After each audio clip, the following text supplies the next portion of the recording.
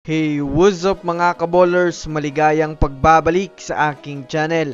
Halina't pag-usapan natin ang balitang Andrew Wiggins pinalitan na at ang balitang Kevin Kiambao inofera na ng New York Knicks. Good news to, tara na't pag-usapan natin yan dito sa Basketball Hotshots.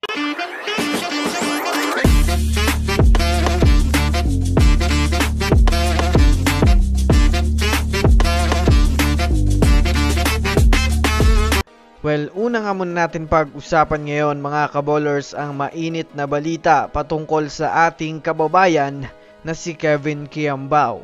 Well, kung mapapanood nga po natin mga kaballers ang laro ng Strong Group Athletic Philippines, ay masasabi nating maganda nga po talaga ang itinatakbo nila sa liga na may hawak-hawak na 5-0 record.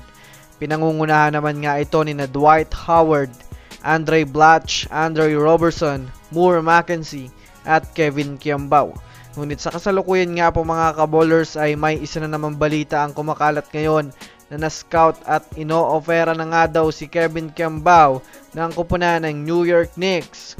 Well, alam naman nga po natin mga kaballers na maganda nga talaga ang nilalaro ni Kevin Kiambao sa Dubai Basketball Championships. Kaya kung susumadahin natin, hindi nga po talaga nakakabigla na ma-scout ito ng iba't ibang mga team sa ibang bansa at ng ibang mga team sa NBA. Pero sa kumakalat ngang usap-usapan mga kaballers ayon sa inilabas na impormasyon ni Snow Badwa, pinaplanuhan na nga doon ng front office ng New York Knicks na kunin si Kevin Kiambao para maglaro sa darating na NBA Summer League sa kanilang kupunan. Bukod pa dyan mga kaballers, hindi nga daw si KQ ang lumalapit sa Knicks, ngunit ang Knicks na nga daw ang lumalapit sa ating kababayan na si Kevin Kiambao.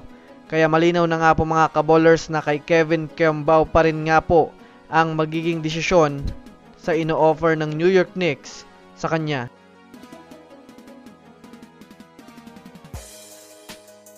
Samantala, dumako naman tayo mga kaballers sa balitang pinalitan na nga po si Andrew Wiggins sa Warriors.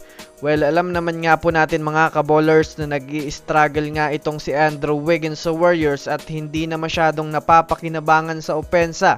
Bukod pa dyan, hirap pa nga po ang Warriors bitawan ito. Kaya sa naging magandang performance nga po mga kaballers ni Jonathan Kuminga ay nagpapahiwatig na nga ito mga kaballers na kaya na ni Kuminga gampanan ang pagiging small forward. Kumbaga mga kaballers, dito na nga po babase ang Warriors upang tuluyan na nga nilang bitawan si Andrew Wiggins para sa ibang mga teams at makakuha pa ng ipapalit na player na maaaring maging backup ni Jonathan Kuminga sa posisyon na small forward. Sa kasalukuyan nga pong balita mga kaballers ay pinalitan na nga po ni Jonathan Kuminga si Andrew Wiggins sa rotation.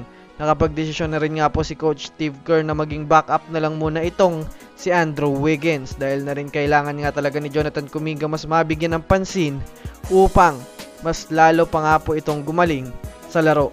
So that's it for today's video mga kaballers. Yan lang ang ating pag-uusapan sa ngayon. Pindutin ang subscribe and hit nyo na rin ang notification bell para sa mga susunod na updates sa mundo ng basketball. Again, this is Basketball Hotshots. Thanks for watching.